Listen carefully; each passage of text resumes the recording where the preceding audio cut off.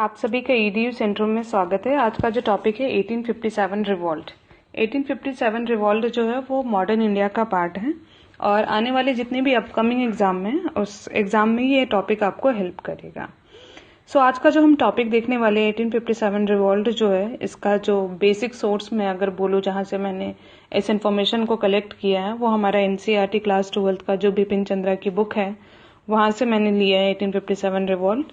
और इसके अलावा जो फैक्चुअल इन्फॉर्मेशन है वो आपको किसी भी बुक में मिल जाएंगे, जैसे लूसेंट हो गया, रिहंत हो गया, क्राउन हो गया, इन सब में आपको फैक्चुअल इन्फॉर्मेशन मिल जाएंगे।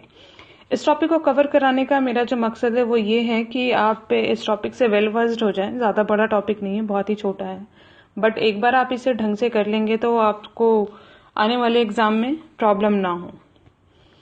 आज का जो टॉपिक है इसको स्टार्ट करने से पहले एक छोटी सी इन्फॉर्मेशन और जो मैं शेयर करना चाहूँगी। टेलीग्राम चैनल पे हमारा ग्रुप है ईडीयू सेंट्रम के नाम से, उसका लिंक मैं डिस्क्रिप्शन बॉक्स में भी नीचे डाल दूंगी, तो आप बस ज्वाइन कर लें। लेक्चर से जितने भी रिलेटेड पीडीएफ हैं वो सारे आपको वहाँ पे मिल जाएंगे easily, free of cost. So without further delay आज का हम टॉपिक स्टार्ट करते हैं। तो 1857 के रिवॉल्ट को फर्दर मैंने 5 भाग में डिवाइड किया है। सबसे पहले हम डिफिनेशन देखेंगे या डिफरेंसेस हम बोल लें मूवमेंट, रिवोल्यूशन एंड रिवॉल्ट में। फिर हम काउजेस देखेंगे कि रिवॉल्ट 1857 के रिवॉल्ट का काउज क्या था, जनरल काउज क्या थे, इमीडिएट काउज क्या थे। Then we will see the beginning and courses of revolt. Then we will see the weaknesses of revolt and suppression. Then we will see evaluation. जो मैंने point लिखा है as it is you will find this point in class 12th NCERT of modern India. इस तरीके से ही आपको सब divided point मिल जाएगा, मैंने उसे ही कवर अप करने की कोशिश की है। स्टार्ट करते हैं आज का टॉपिक। सबसे पहले हम मूवमेंट देखते हैं। मूवमेंट कहते किसे हैं? मूवमेंट का मतलब होता है एग्जिस्टिंग जो हमारे ऑर्डर हैं उसमें चेंजेस। जैसे कि इंडिया में 19th सेंचुरी में सोशल रिलीजियस मूवमेंट हुआ था। सोशल रिलीजियस मूवमेंट जिसमें कि हमारे ऑलरेडी एग्जिस्टिंग जो ऑर्डर थे, जो जैसे एजुकेशन सिस्टम था, उसमें हमें बदलाव चाहिए था। कहीं ना कहीं we wanted to introduce western education, we wanted to introduce some kind of a scientific knowledge in our education. दूसरा हम देखते हैं रेवोल्यूशन। रेवोल्यूशन का मतलब होता है जो एग्जिस्टिंग ऑर्डर है उसको खत्म करना। एग्जाम्पल हम जैसे हमारा है फ्रेंच रेवोल्यूशन, इसमें हम देखेंगे जो मोनार्की है उसको ओवरथ्रो कर दिया जाता है और फिर डेमोक्रेसी का एस्टेब्लिशमेंट किया जाता है। रिवोल्ट की बात करते हैं तो अपराइजिंग एग्जिस्टिंग ऑर्डर, जो कि हम अभी 1857 रिवोल्ट में देखेंगे। आई होप ये छोटे से डेफिनेशन आपको जो तीनों जो वर्ड हैं उसमें डिफरेंस समझ में आ गया होगा। मूवमेंट का एग्जांपल मैंने दिया social religious movement of first half of 19th century. इस पे मैं आगे टॉपिक बनाऊंगी, लेक्चर इस टॉपिक पे मैं बनाऊंगी, it will help you in exam. Then we will see revolution, French revolution मैंने बताया, एंड 1857 का रिवॉल्ट। स्टार्ट करते हैं सबसे पहले काउज के साथ। तो मैंने यहाँ पे आपको 6 से 7 काउज दिए हैं, एनसीईआरटी में आपके पैराग्राफ में लिखे हुए हैं। इस तरीके से सेग्रीगेशन नहीं है, बट मैंने यहाँ पे सेग्रीगेट कर दिया है। आप इसको फर्दर और सेग्रीगेट कर सकते हैं। जनरल काउज जो कि 1 से 6 पॉइंट जो है वो आपका उसके अंदर आ जाएगा, और जो इमीडिएट काउज होगा 7th पॉइंट जो है हमारा ग्रीस्ड कार्ट्रिज, वो आपका इमीडिएट काउज में आ जाएगा। सबसे पहला जो काउज है इकोनॉमिक एक्सप्लॉयटेशन। इकोनॉमिक एक्सप्लॉयटेशन कहने का मतलब ये है कि अब तक जो ब्रिटिश इंडिया के आने से पहले, जो ईस्ट इंडिया कंपनी के आने से पहले जितने भी इंडिया में रूलर जिन्होंने इंडिया पे रूल किया, कहीं ना कहीं उनका जो अप्रोच था वो एक वेलफेयर अप्रोच था। बट ईस्ट इंडिया कंपनी का जो अप्रोच था वो सीधे सीधे प्रॉफिट ओरिएंटेड था। उनके जितने भी तरह के जो सिस्टम उन्होंने लाए, लैंड रेवेन्यू पॉलिसीज, जो कि मैंने पीछे वीडियो में कवर अप भी किया, आप जाकर के वहां देख सकते हैं। जो जमींदारी सिस्टम था, रैयतवाड़ी सिस्टम था, महलवाड़ी सिस्टम था, ये सारे जो सिस्टम लाए उन्होंने, उनका एक ही मोटिव था, that was profit orientation, nothing else. अगला पॉइंट देखते हैं फॉरेननेस। फॉरेननेस कहने का मतलब ये है कि ईस्ट इंडिया कंपनी के आने से पहले जितने भी हमारे मुगल रूलर थे या दिल्ली सल्तनत के जो रूलर थे, कहीं ना कहीं उन्होंने एक लिंक बना के रखा था। They have some kind of a communication with the local people. But Britishers ने हमेशा एक रेशियल सुपीरियोरिटी जो थी उसको मेंटेन करके रखने की कोशिश की। कहीं ना कहीं वो लिंक नहीं डेवलप होने दिया लोकल्स के बीच में, एक कम्युनिकेशन जो गैप था वो हमेशा मेंटेन करके रखा। अगला हम देखते हैं रिलीजियस एक्सप्लॉयटेशन। रिलीजियस एक्सप्लॉयटेशन का सेंस ये है कि जब क्रिश्चियन मिशनरी इंडिया में आए तो कहीं ना कहीं उन्होंने लोगों को क्रिश्चियनिटी की तरफ क्रिश्चियन रिलीजन अडॉप्ट करने के लिए लोगों को कहा। उन्होंने लॉ वगैरह लाए जिससे कि गवर्नमेंट ने भी उनका सपोर्ट किया, जैसे लॉ ऑफ इनहेरिटेंस जो 1850 में आया था। 1850 में उसमें यह था कि अगर आप अपना रिलीजन जो है, अगर आप क्रिश्चियनिटी को अडॉप्ट कर लेते हैं तो आपकी जो प्रॉपर्टी है वो जनरेशन टू जनरेशन ट्रांसफर होगी। उसके अलावा उन्होंने ह्यूमैनिटेरियन मेजर लाए, जैसे abolition of Sati, window remarriage act हो गया आपका, वुमेन एजुकेशन के लिए हो गया, फीमेल इन्फेंटिसाइड हो गया। ये कहीं ना कहीं इंडिया के लिए एक अच्छा काउज था, बट उस समय की जो सोसाइटी थी वो इसे एक तरह से एक्सप्लॉयटेशन के नजरिए से देख रही थी, क्योंकि सदियों से ये चीजें चली आ रही थी और किसी ने नॉर्मली लोगों ने इनके साथ छेड़खानी करने की, जितने भी हमारे रूलर थे, बहुत कम कोशिश की थी। तो it was a kind of a normal thing, sati और विडो मैरिज जो नहीं होता था, विडो की कंडीशन जैसे भी थी, that was very much accepted in the society. But Britishers ने इसमें चेंजेस लाने की कोशिश की, जिससे उस समय के लोगों ने एज ए एक्सप्लॉयटेशन के नजरिए से देखा।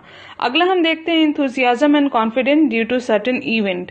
इसका कहने का मतलब ये है कि जो हमारा फर्स्ट एंग्लो वॉर हुआ उससे कहीं ना कहीं हमारे जो इंडियंस थे उन्हें एक कॉन्फिडेंट मिला कि yes we can stand, we can see जो हमारा जो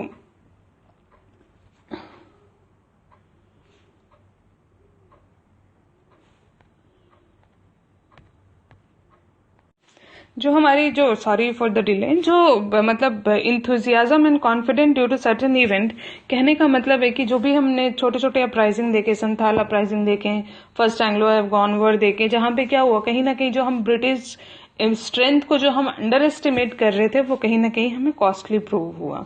अगला हम देखते हैं policy of friendship cum betrayal. Policy of friendship cum betrayal में सबसे पहले हम देखेंगे सब्सिडरी अलायंस जो हुआ, जो कि वेलेस्ली के द्वारा लाया गया, जिसके तहत ये था कि जो जितने भी रूलर थे उन्हें कहीं ना कहीं ब्रिटिशर्स को अपने दरबार में रखना था। कोई भी फॉरेन पॉलिसी वो नहीं कर सकते थे बिना ब्रिटिशर्स के इजाजत के। उसके बाद हम अवध का एनेक्सेशन देखेंगे कि किस तरीके से माल एडमिनिस्ट्रेशन के नाम पे उन्होंने अवध को एनेक्स कर लिया। उसके बाद डॉक्ट्रिन ऑफ लैप्स जो कि डलहौजी ने लाया था, जिससे सतारा और झांसी को उन्होंने अपने अंदर में ले लिया। डॉक्ट्रिन ऑफ लैप्स में ये था कि जिसके जितने भी जो रूलर थे, अगर उनका खुद का सन नहीं होगा, खुद का उनका जो बेटा नहीं होगा, तो वो ब्रिटिशर्स के पास वो चला जाएगा, उनकी जो भी राजगद्दी है या जो भी उनका एक्वायर जो एरिया है वो ब्रिटिशर्स के हित में चला जाएगा। सो इस तरह की चीजें हमें देखने को मिलती है। अगला हम देखते हैं डिसकंटेंट ऑफ सेपॉय। मतलब कहीं ना कहीं जब ब्रिटिश ईस्ट इंडिया कंपनी ने इंडिया पे कब्जा कर लिया, तो जैसे लैंड रेवेन्यू सिस्टम इन सब के थ्रू वो क्या करते थे, ज्यादा लोगों से टैक्स कलेक्ट करते थे। उन लोगों को एक्सप्लॉयटेशन बहुत ज्यादा हो रहा था। कहीं ना कहीं अवध का जो एनेक्सेशन हुआ था उससे लोगों में डिसकंटेंट जो सेपॉय में था वो बहुत ज्यादा हो गया था। उसके अलावा उनके साथ जो ट्रीटमेंट थी हमेशा अनइक्वल की जाती थी इन कंपैरिजन टू फॉरेन जो ब्रिटिशर्स थे उनके कंपैरिजन में।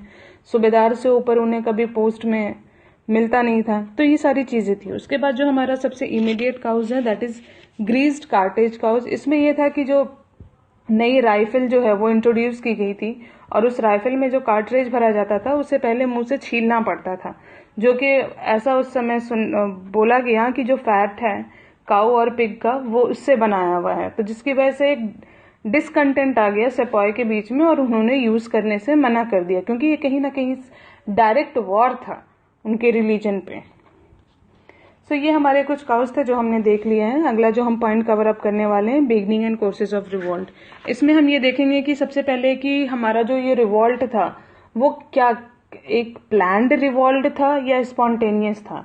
सो इसका आंसर देना एनसीईआरटी के हिसाब से बहुत ही डिफिकल्ट है, क्योंकि हमें जितने भी इंफॉर्मेशन मिले हैं वो कहीं ना कहीं ब्रिटिश साइड से ही मिले हैं और उनके हिसाब से जो रिबेलियन ने कहीं ना कहीं जो लिखा है उन्होंने ये कहा था कि ये कहीं ना कहीं बहुत दिन से एक्यूमुलेट हो रहा था, जो उनके प्रति जो है हेट्रेड था ब्रिटिशर्स के प्रति, वो उसका एक्यूमुलेशन काफी दिन से हो रहा था।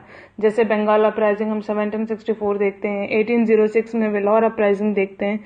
इसके तहत जो है उस तरीके से हो रहा था। ये क्वेश्चंस भी आपका यूपीएससी के मेंस में पूछा गया है कि 1857 was a well planned revolt or it was a spontaneous revolt. तो उसका आंसर हमें यहीं से मिलता है। अगला हम देखते हैं सेपॉय टू मासेस। ये जो रिवोल्ट था किस तरीके से सेपॉय से स्टार्ट हुआ। सेपॉयज वर हु, दे वर फार्मर वो किसान थे जिन्होंने पुलिस की वर्दी पहन रखी थी। They were the sepoy, they were not trained people. So कहीं ना कहीं ये जो 10 मई को ये रिवॉल्ट स्टार्ट हुआ सिपॉय के थ्रू, ये मेरठ से स्टार्ट किया गया एंड देन ग्रेजुअली उन्होंने फिर जो हमारे बहादुर शाह जफर थे उन्हें लीडर घोषित कर दिया गया एज अ सिंबल लीडर। फिर उन्होंने और जो रूलर थे उनसे उन्होंने आगे विनती की इस रिवॉल्ट में पार्ट लेने के लिए, और इस तरीके से धीरे धीरे ये सिपॉय से ये मासेस तक ये रिवॉल्ट पहुंच गया। इसमें सबसे इंपॉर्टेंट चीज जो इस समय के रिवॉल्ट में हमें दिखी थी वो Hindu Muslim unity. Hindu Muslim unity के लिए हमें देखेंगे कि जैसे मैंने अभी बताया आपको कि बहादुर शाह जफर को हमने लीडर घोषित कर दिया। उसके बाद जो काउ स्लॉटर था उस पर बैन कर दिया गया था। इक्वल स्टेटस दिए गए थे एक दूसरे को।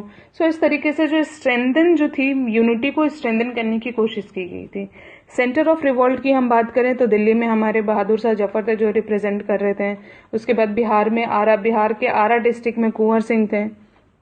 कानपुर में हम देखें तो नाना साहेब और तात्या तोपे थे जो कि लड़ रहे थे रिवॉल्ट में, पार्ट लिया था उन्होंने।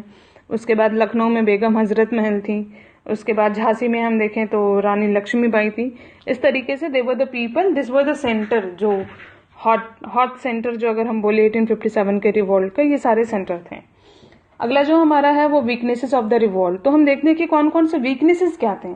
तो सबसे पहला हम देखते हैं एब्सेंस ऑफ यूनिटी। कहने का मतलब है कि उस समय जो जितने भी लोगों ने पार्ट लिया था रिवॉल्यूशन में रिवॉल्ट में 1857 के रिवॉल्ट में, उनका कहीं ना कहीं खुद का पर्सनल मोटिव था। वो इंडिया के लिए नहीं लड़ रहे थे। कोई अपने पेंशन के लिए लड़ रहा था, कोई अपने बेटा को उत्तराधिकारी बनाने के लिए लड़ रहा था। तो उनका जो लड़ने का रीजन था वो कहीं ना कहीं काफी पर्सनल था। उनमें नेशनलिज्म की फीलिंग नहीं थी। They don't have feeling of nationalism, they don't have feeling of unity कि हमें इंडिया को बनाना। वो इंडिया जो है वो कहीं ना कहीं एब्सेंट था उस समय। अगला हम देखते हैं नॉट ऑल पार्टिसिपेटेड। सारे लोगों ने पार्टिसिपेट नहीं किया था, जैसे मैंने लिखा भी है। होलकर लोग ने पार्टिसिपेट नहीं किया था, सिंधिया ने पार्टिसिपेट नहीं किया था। दे पार्टिसिपेट साउथ इंडिया ने नहीं किया था बहुत सारे, क्योंकि वहां जो पहले अपराइजिंग हुए थे उसको ब्रिटिशर्स ने बहुत ही ब्रूटली जो है सप्रेस किया था, तो जिसकी वजह से उन लोगों ने पार्ट नहीं लिया था। जो बंगाल के जो जमींदार थे जिन्हें हम ईस्ट इंडिया कंपनी के सन कहते हैं, they also parted with the British. उसके बाद मनी लेंडर भी जो थे वो भी ब्रिटिश के साथ थे। मर्चेंट थे, ट्रेडर थे, कहीं ना कहीं ये रिवॉल्ट का हिस्सा नहीं थे। And the most important part जो हमारे मॉडर्न एजुकेटेड मिडिल क्लास थे, they were also not the part of revolt. They also sided with they were in a favour of British की। ठीक है, ब्रिटिशर्स कहीं ना कहीं हमें जो हमारे जो भी ट्रेडिशनल प्रथा आ रही है उससे कहीं ना कहीं हमें इजाद दिलाएंगे, तो वो ब्रिटिशर्स को वो मानते थे उस समय, उनकी ये विचारधारा थी। अगला हम देखते हैं कि पुअर ऑर्गेनाइजेशन। पुअर ऑर्गेनाइजेशन कहने का मतलब है जो हमारी मिलिट्री थी वो ऑर्गेनाइज्ड वे में नहीं थी। लैक ऑफ डिसिप्लिन था उनमें। जो बाइंडिंग फोर्सेस थे इस रिवॉल्ट का वो हेट्रेड था। That was not the feeling of nationalism, it was feeling of hatred, जिसकी वजह से ये रिवॉल्ट कहीं ना कहीं काफी हद तक थोड़े लंबे समय तक इसको हम देखते हैं। उसके बाद हम देखते हैं मिलिट्री शॉर्टकमिंग। मैंने भी बताया डिसिप्लिन नहीं था, उनके पास कोई आर्म वगैरह जो है वेल इक्विप्ड नहीं थे, किसी भी चीज से वो फाइट किया करते थे। अगला हम अगर इसका एवोल्यूशन देखें तो एवोल्यूशन के नाम पे मैं ये कहूंगी कि अगर जो शॉर्ट टर्म अगर हमें दिखे कि शॉर्ट टर्म में क्या फायदा हुआ, तो शॉर्ट टर्म में तो हमें फेलियर दिखा कि रिवॉल्ट जो था वो फेल हो गया। बट अगर हम लॉन्ग टर्म में बात करें तो ये कहीं ना कहीं जो 1857 का रिवॉल्ट है वो हमारे इंडियन हिस्ट्री में बहुत ही ग्लोरियस पार्ट है। आज भी हम उसे याद करते हैं, आज भी इसका बहुत इंपॉर्टेंट है हमारे।